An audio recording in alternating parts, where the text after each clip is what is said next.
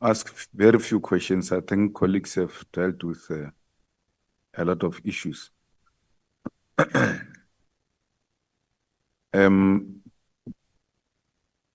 Were you reluctant to open a case against those who were involved in the issuing of illegal directives or instruction, including General Sevilla, who wrote a letter to disband PKTT, even when you said you shouldn't issue that letter? I will deal with the matter. Thanks, Honorable Chair and members. Good afternoon, Honorable Member. No, I wasn't reluctant. After we discovered what is being happening, I appended my signature, I appended my affidavit, and give it to the members to open a case, which is it's being open. It's an inquiry, but sure it will end up being a case. No, but General Mkhwanazi says he came to you 3 times, and he only got the affidavit when he came for the 3rd time. He had to come himself to Pretoria and wait for you to write an affidavit. So why would he come to you 3 times if you're not reluctant to open a case? You know, I wasn't reluctant, Honorable Chair.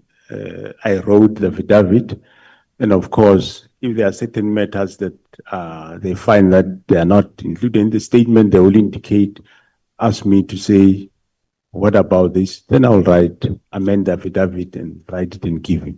I was never hesitant, Honorable Chair. I don't think it is correct to say the crime scene is in KZN. The crime scene is in Pretoria. The dockets are taken to Pretoria. The letters are being written in Pretoria. Some of these implicated people are in Pretoria. You wait for a general from KZN to come and ask for an affidavit from you instead of you registering or opening a case in Pretoria as a top cop, because these things are happening at the head office, not necessarily in KZN. KZN and General Mkhwanazi tells us that he only comes in when they started touching PKTT. So, meaning these people have been running wrong things there in the head office. And General, you don't open a case until General Mkhwanazi comes. What informs that? Honorable Chair, the opening of the case, we only opened the case after we realized what is happening. Even he didn't open a case before because we didn't know what was happening. After we realized what is happening, then we wrote that's when I appended my affidavit, and we look as to where will this be, and we said, well, the team is in KZN, and we registered the case there in KZN. It didn't make a difference, but we said the scene is there where it happened, but yeah. That's how we arrived at it. No, General, all of us agree that everything happened after you discovered there is a rot. There's something going on which is wrong. You should accept that you did not act in a responsible manner as a national commissioner after you discovered that there was something wrong. If General Mkhwanazi can open a case, you too had a duty to open a case. Actually, it was supposed to be you, not even General Mkhwanazi, because your deputy in Pretoria is the one who issues illegal instruction. Your minister in Pretoria is the one who issues illegal directives and to deal with the people of KZN. So the crime scene is in Pretoria. That's where it's being operated from. It's not being operated in KZN. It's being operated from the head office. As a national commissioner, you ought to take responsibility that on hindsight, you now realize that you are actually the most responsible person who should have acted on these matters. Thanks, Honorable Chair. I agree, the responsible, but where the case was open, remember the directive was directed to PKTT, and the seat of PKTT is in KwaZulu-Natal. And, well, you can't open a case without affidavit. I'm the first one to pen my affidavit. And this is how we open a case, because you can't open a case without the affidavit. That affidavit of mine is the one that opened a case. Now, what happens? What are the police protocols when your deputy is told by the most senior, then highest authority, don't do anything, don't write this letter. I'll attend to this matter myself, leave it. And then you wake up the following day, this guy has written a letter. Let's leave the case and all of that. In terms of protocol, what did you do? Because Sibia gets suspended after the press conference of Kwanazi and all of that, but you discovered that this person, I told him, just from a labor point of view and hierarchy and protocols, it can't be that you can give your subordinate an instruction and he that is extreme. To write a letter to disband PKTT and you don't take action against him until there is this noise on Sibia.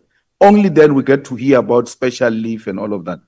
But that is where after Sibia defied you and wrote a letter against your wish.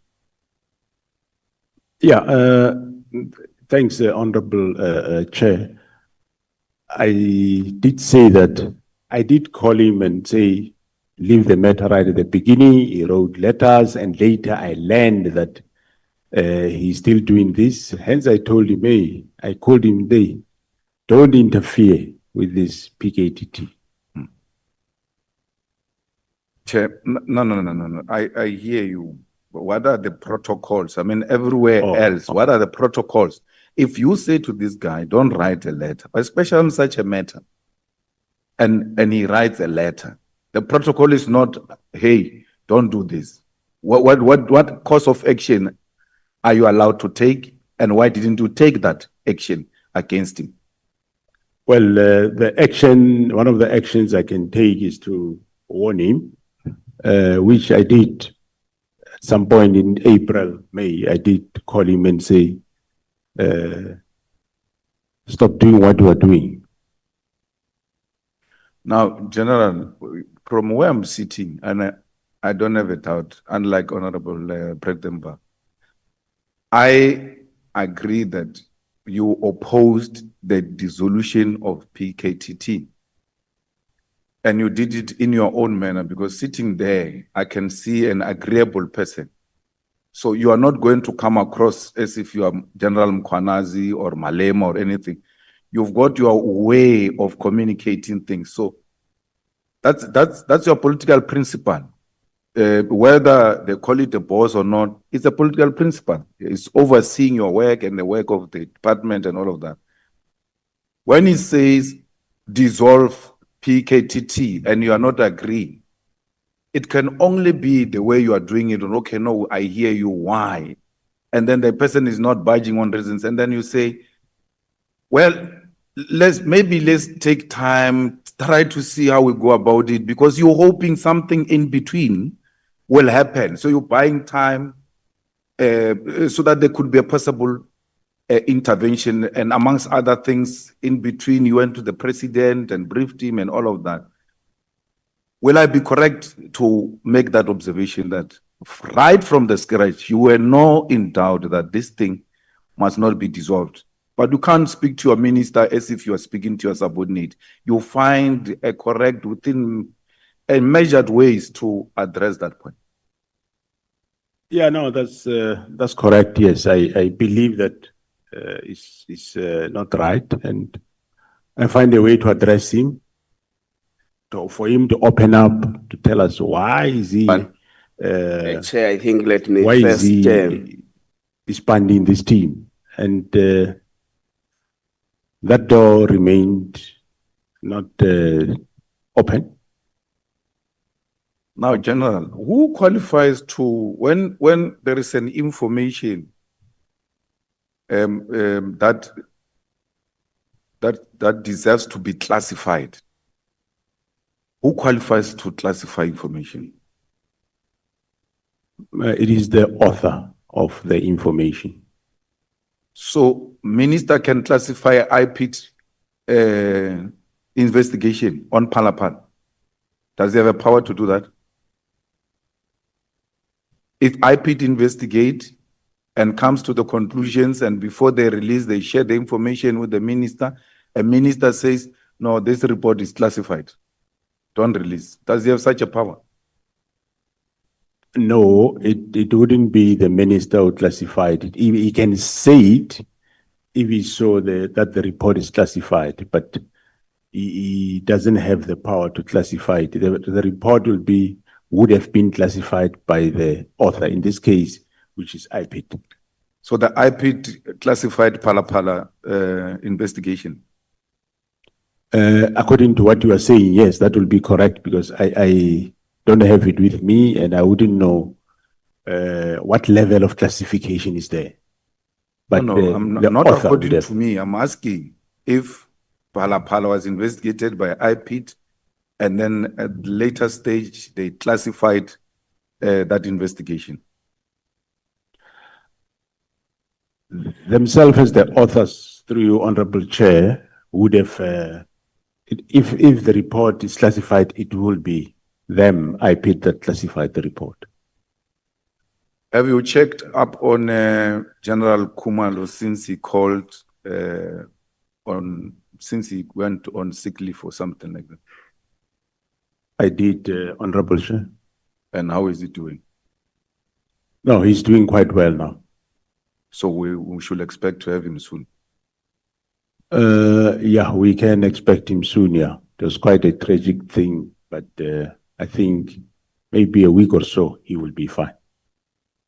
Now, General, when you say PKTT did a good job and therefore it must not be closed down, are there few examples you can give us of the work done by the PKTT which are tangible and we can be in a position to make a quick reference to and confirm that indeed this team has made serious inroads?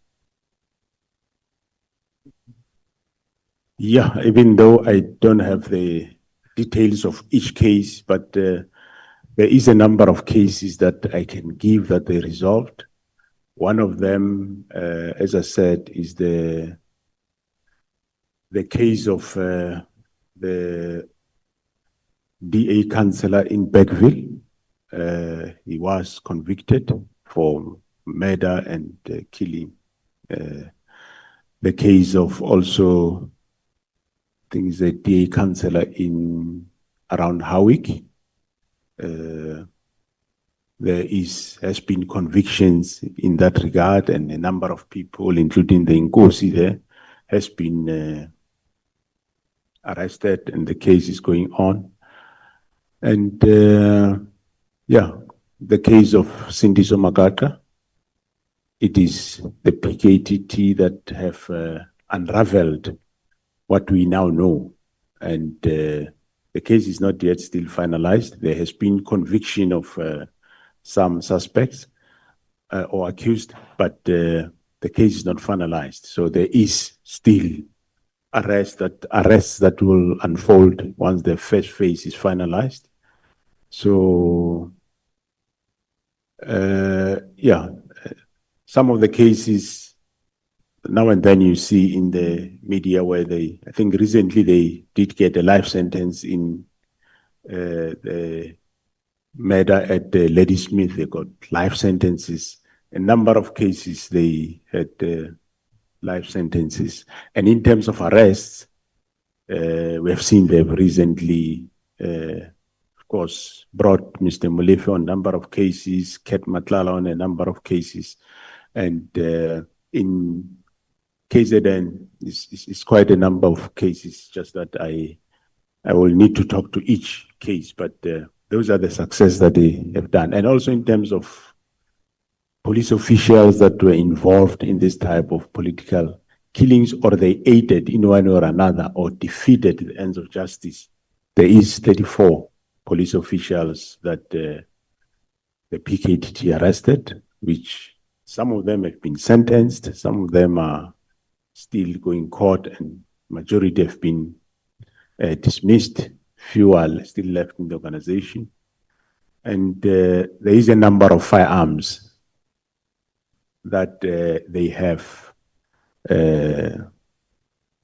recovered, over 100 firearms that they recovered, which were linked to these cases, where they also found people guilty of illegal possession of firearms and ammunition. So, yeah. Now, when they went to Molefe's house to arrest him, they found a leader of the PA, Kunene, with Molefe, and they claimed there were other people, including a journalist. Are you aware of other people who were found in that house, or any journalist who was found in the house of Molefe when he was getting arrested? I'm not, I'm aware that there was a journalist, but I don't know who. But I know that they did find Mr. Kunene at that house. And a journalist. A journalist. Yeah, the journalist, yes. I don't know who the journalist is, but I know that they did find Mr. Kunene there. Actually, it wasn't the first time. When they went for the second time, they found him there.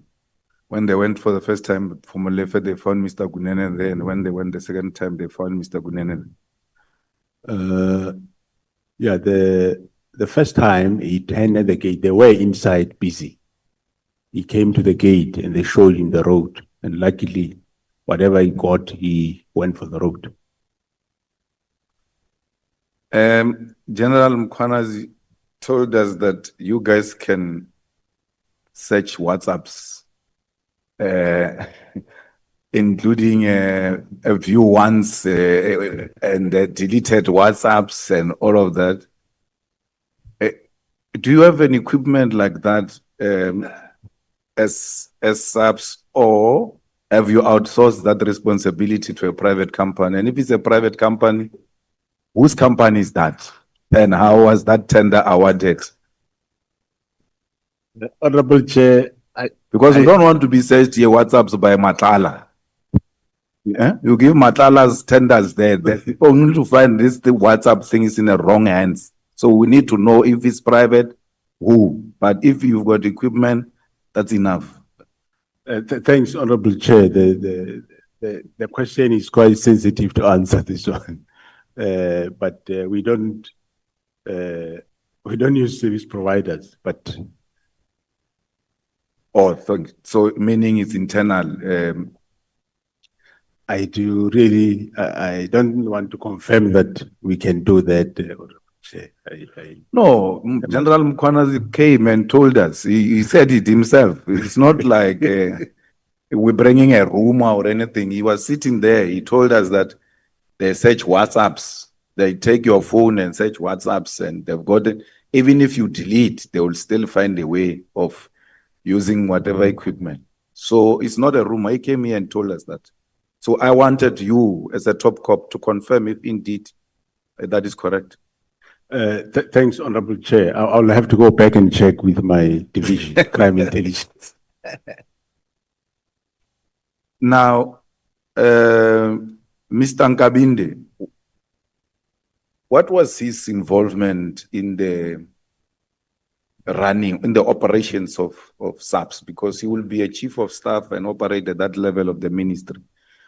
But the impression we get is that he was now interfering with the admin issues that do not necessarily need a political office to be involved.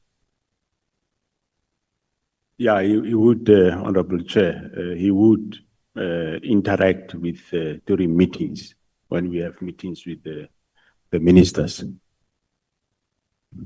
And he didn't, outside the meetings, he didn't get involved in the giving officials instructions or anything of that sort. Yeah, no, from the sub side, I am not aware of, but from where he was worked once at IPIT, I'm not sure. I wouldn't know. And then Brown Mokhodzi, was he ever involved with subs operations or interference of any kind? No, what I know of, as I said, the first time Honorable Chair heard of the name Brown Mokhodzi was from General Mkonazi when he raised matters, and I said no, let's investigate it, and we investigated, because when he got involved, that's when he was alerting General Mkonazi about the Mbangeni search that was done at the prison by the members of SAP. So it was at that juncture that he did speak to me about Brown Mokhodzi. He bring back an incident that happened long ago, which actually was resolved long ago by myself, of the Mbangeni search of a prison warder's house. What is so difficult with issuing out security clearance to people like General Mkonazi? Because he says it's not of his own fault. There are many others who are awaiting to get security clearance, and it looks like at the intelligence, a crime intelligence or intelligence office, there are some people who are just deliberately holding clearance certificates for certain individuals. Yeah, Honorable Chair, one of the reforms that we are doing is in that environment to reform. We do not say if somebody is not supposed to get, must get. However, those that qualify to get, they should get. But yes, I picked up that there are problems, and General Khumalo was attending to those problems that were in that environment. So now I will take it further. I'm taking it further with the new DIFCOM, with the way to bring reforms in that environment. And the reforms doesn't mean they must dish out willy-nilly security clearances, but all we are saying is they must do it proper, because somewhere there is, they do things in the wrong way. For example, you would recall that there was an issue about the security clearance of General Khumalo, which was, they said, was issued within a week, which is a lie. General Khumalo started the security clearance in 2018, and it was only finalized that time. And there is nothing wrong if I or any of the commanders saying, how far are you with so and so security clearance? They say, no, in a week we'll finalize it. Okay, no, finalize and let us know. There's nothing wrong with that. But then also there is a Major General Madondo who was there in crime intelligence, which they refused him the security clearance, and which was wrong, because before that, the same directorate did issue him with a security clearance. Because, for example, they say you have let's say, a case of assault some years ago when he was still a sergeant or a constable, and that case is expunged, and well, he was found guilty, dealt with it, whatever, he paid fine. And later, when he was a brigadier, they issued issued him with a security clearance. And when it expires, now you can't come and raise the reason that I don't give you now because 30 years or 35 years ago, you had an assault case, whereas you did issue after that. So those were the disparities that we picked up, and hence I think it was himself, General Madondo, and General Khan, security clearance, that we referred to our other sister department to deal with that. So, but we are reforming that section with a view to, well, it's not the only one, but it's a number of areas that we need to reform in that environment. Will you agree with a proposal that the top management of the police must be subjected to lifestyle audit, and that lifestyle audit must be done outside SAPS, perhaps with an institution like SIU? I do agree, Honorable Chair. Hence, I've undertaken that process in April, and we are quite advanced in terms of having those processes to go. I don't see any problem. SIU can do it or anybody else, but for now, SIU agreed to do it and they are going to do it. They will start with myself and go down. Thank you very much, General. Thank you very much, Chairperson. We can go to lunch now. Thanks. I want to thank you. This is so Christian-like. Nothing. Sure, I would do honestly.